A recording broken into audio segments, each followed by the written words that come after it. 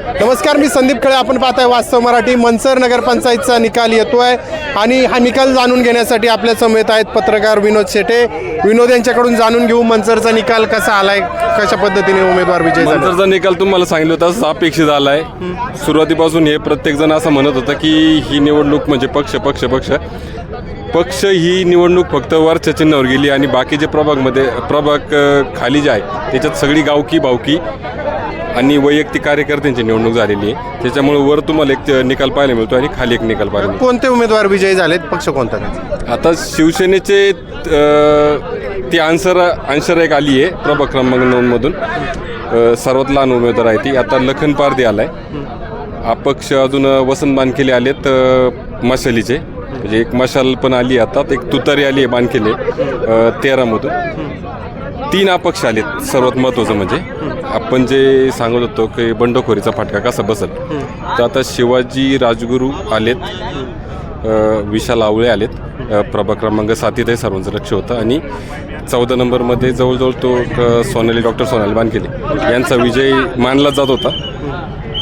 तिथे ते बंडखोरीचा फटका. त्यांच्या विजयामुळे राष्ट्रवादी काँग्रेसच्या नगराध्यक्षपदाचं गणित बिघडलंय का? 100%.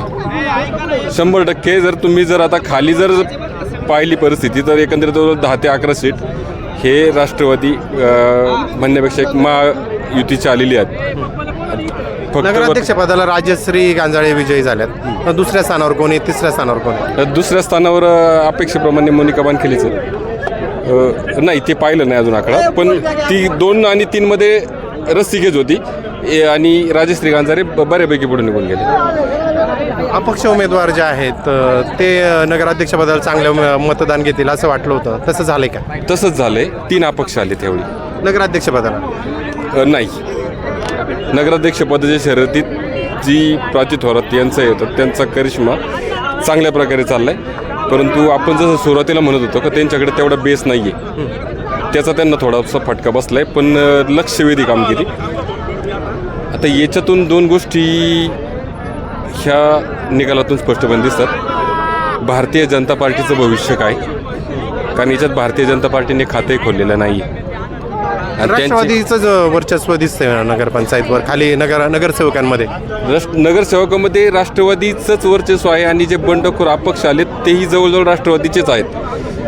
जर विशाल आवळे जर सोडले तर बानखेले, सोनाली बानखेले त्याही राष्ट्रवादीच्याच आहेत बंडखोर होते आणि शिवाजी राजगुरू जे आरड्रावांचे खंदे समर्थक मानले जातात तेही त्यांचेच होते.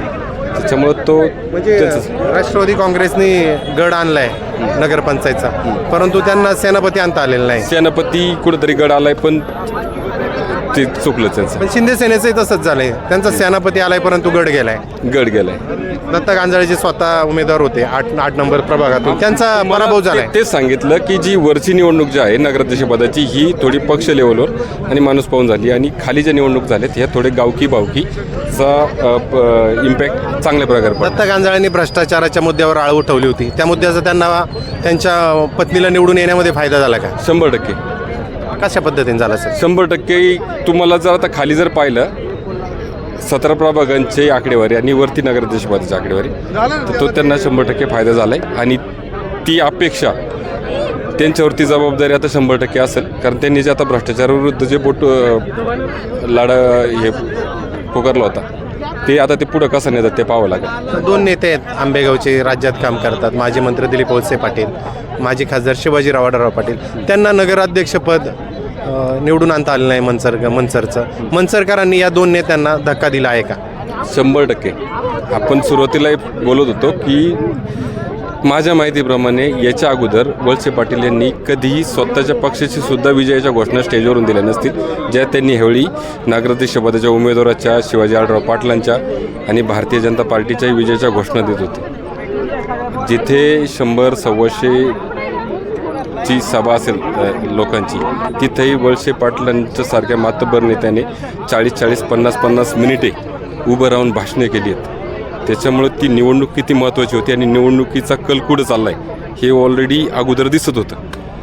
तरी प्रस्थापित सदस्यांना कार्यकर्त्यांना ते जाणवत नसलं तरी आता आपण जेवढी ग्राउंड लेवलवर फिरत होतो तेवढी हे 100% दिसत होतं की निवडणूक ही हातातून यांच्या जाती आहे हे दिसत होतं ते. प्रभाग क्रमांक 3मध्ये भीमाशंकर सहकारी साखर कारखान्याचे विद्यमान चेअरमन बाळासाहेब बेंडे यांचा प्रभाग आहे आणि तिथे शिवसेनेचा उमेदवार निवडून आलाय लखन पारधी, एकदा सर्वसामान्य कुटुंबातील उमेदवार निवडून आलाय. काहीतरी टक्कर होती आणि आपण सुरुवातीलाही तसंच बोललो होतो की तिथं थोडी स्थानिकांचा रोष होता.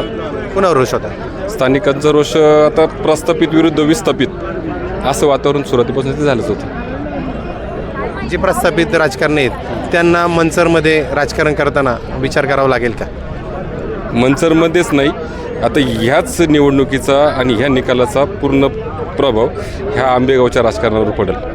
काय पडेल नक्की? कारण थोडंसं एक ऑब्झर्वेशन माझं सांगतो, सगळे सहमत असेल त्याचे असं नाही, परंतु ज्यावेळी ही परिवर्तनाची लाट देवदत्त निकम यांच्या वेळेस विधानसभेत होती त्यावेळी सर्व तालुक्यात परिवर्तनात राहिलं, पण त्यावेळी कुठंतरी मनसरने हे वळसे पाटलांच्या पाठीमागं उभं राहिलं होतं. जे वळसे पाटलांच्या पाठीमागं याच्या अगोदर 35 वर्ष कधी राहिलेलं नाही. ही ते निकाल पाहिल्यानंतर जो 1523 मतांचा जो निसटचा विजय झाला तो निकाल पाहिल्यानंतर ही सल पण कुठंतरी मनसरकरांमध्ये होती. ते दबक्या आवाजात बोलून दाखवत होते की ज्यावेळी परिवर्तनाची वेळ आली त्याचवेळी आपण थोडं कुठंतरी कमी पडलो.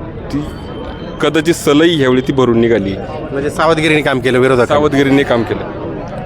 हा राजकीय आढावा आपण घेण्याचा प्रयत्न केला. मनसर नगरपंचायतची निवडणूक झाली आहे. राजश्री दत्ता गांजाळे या शिंदेच्या शिवसेनेच्या उमेदवार नगराध्यक्षपदी विराजमान झाल्यात. राष्ट्रवादी काँग्रेसच्या मोनिका सुनील बानकेले यांचा पराभव झाला आहे. प्राची आकाश थोरात यांनीही जोरदार लढत दिली, मात्र त्यांचाही पराभव होतो आहे. आणि धक्कादायक म्हणजे महाविकास आघाडीच्या उमेदवार रजनीगंधा राजाराम बानकेले यांना अपेक्षेप्रमाणे मतं पडलेली नाही आहेत. शिवसेनेचा बालेकिल्ला, उद्धव ठाकरेंचा बालेकिल्ला, निष्ठावंतांचा बालेकिल्ला अशी प्रचारामध्ये गवगवा केला जात होता, मात्र तो मनसरकरांनी फोल ठरवला आहे का असा प्रश्न या निमित्ताने विचारला जातो आहे. विधानसभेला मनसरने दिलीप वळसे पाटील यांना भरभरून साथ दिली होती. लोकसभेला शिवाजीराव आढळराव पाटलांना साथ दिली होती. आता मात्र शिंदेंच्या शिवसेनेला आणि पर्यायाने दत्ता गांजाळे जे माजी सरपंच आहेत यांना साथ दिली आहे असंच बोलायला हवे. दत्ता गांजाळे यांनी मनसर नगरपंचायतचा भ्रष्टाचार हा मुद्दा घेऊन प्रचारामध्ये रंगत आणली होती. दत्ता गांजाळे यांनी केलेलं कोरोनाचं काम आणि दत्ता गांजाळे यांच्यावर राष्ट्रवादी काँग्रेस आणि महाविकास आघाडीच्या नेत्यांनी केलेली खालच्या पातळीची टीका दत्ता गांजाळेंना सहानुभूती देऊन गेली का असा प्रश्न निर्माण होतो आहे. आणि येणाऱ्या आगामी निवडणुकीत राजश्री गांजाळे मनसरच्या राजकारणात आपला ठसा कसा उमटवतील हे पाहण्यासारखं असेल. व्हिडिओ जर्नलिस्ट राजू देवडेसह संदीप खळे, मनसर. फेसबुकला आमचे पेज लाईक करा आणि आमचा युट्यूब चॅनेल सबस्क्राईब करा. वास्तव मराठी.